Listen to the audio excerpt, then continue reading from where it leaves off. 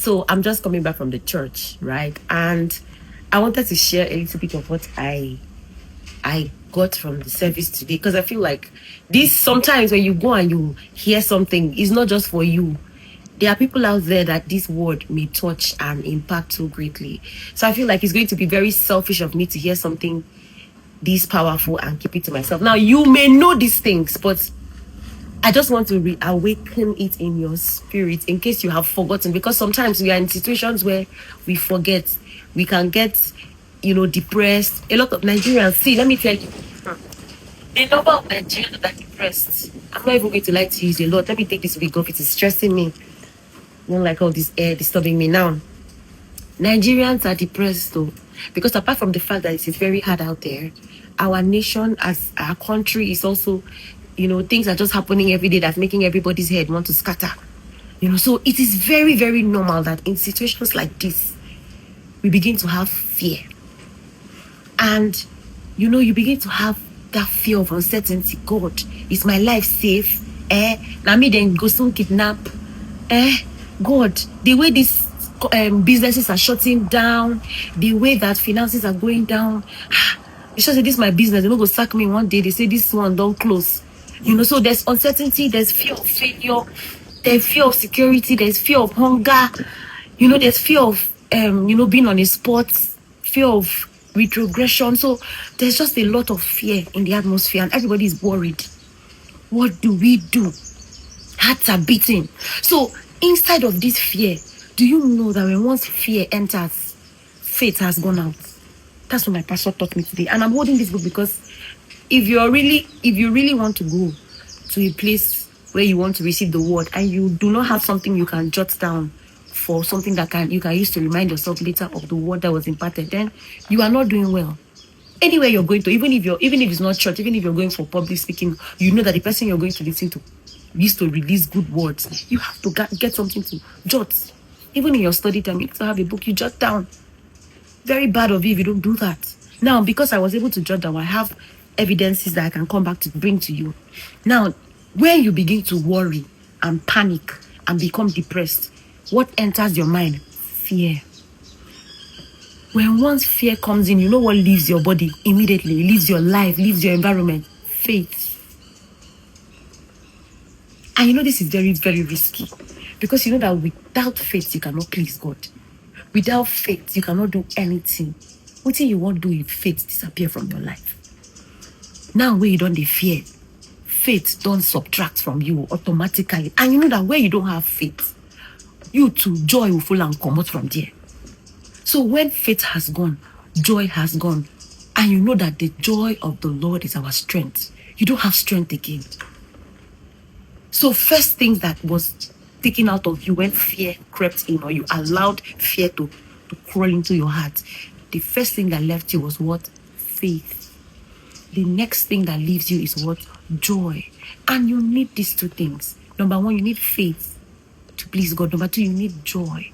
Because when you have God's joy, you have God's strength. Now, when the joy has left, what leaves again? Strength. You become weak. You become open. You become defenseless. You, lion,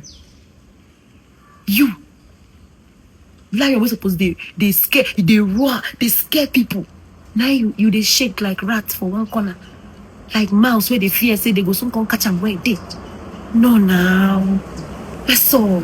If you're watching this video, say mess up, because I mess up now. Be so now. Don't mess up. So now my pastor made me understand that it is a human nature for us to fear. It's normal because we are human beings. But now you remember that you are not just a normal human being. You are a child of God. You are the apple of God's eye. The Lion of the tribe of Judah and your papa. And you are more than a conqueror. You are the only person that before you enter a battle, you have won. You are the only person that will go war, fight, collect medal, come give you, say, take, you pass me. Me na conqueror. But now you own the medal. Honor of me, we don't fight, collect the battle, collect the World Cup. Now me, I they give them to you because you strong.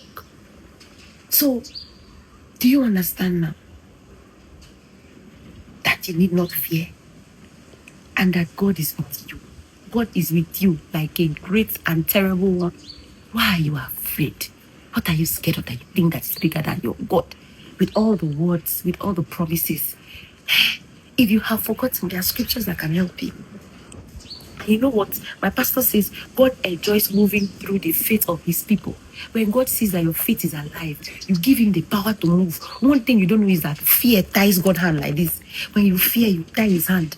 But when your faith is alive, you give him power, you boost him. It's like you're putting fuel. You're fueling him to move on your behalf. But he cannot move if your faith is down. So you can't fear, faith come out, joy come out, strength come out. You won't die. Call back your faith. But how do you do that? My pastor says something. He says, anytime you find out that you're beginning to fear, the spirit of fear is coming upon you, that is not the time for you to isolate, because naturally as human beings, when you begin to feel some type of way, you want to hide. Pastor says, don't hide. That is not the time for you to isolate. Look around for you. This is where you need brethren of kindred spirits, people that are like you, people that bear your mind, that pray like you, that church like you, that worship like you, so that when you are down, you can turn and say, brethren, I'm weak. Come, gather them, call your community, call your people together, hold your hands, pray, declare, fast, praise. So the first thing you will do is don't isolate, don't hide. Now with the pressure on the setting, don't go to hide. Call people, call your people. If now your mama be your prayer partner, call your mama. If now your sister, call them. If una fit gather past 3, good for you. Una put your hands together, declare war, speak life, speak calm, no agree. You understand?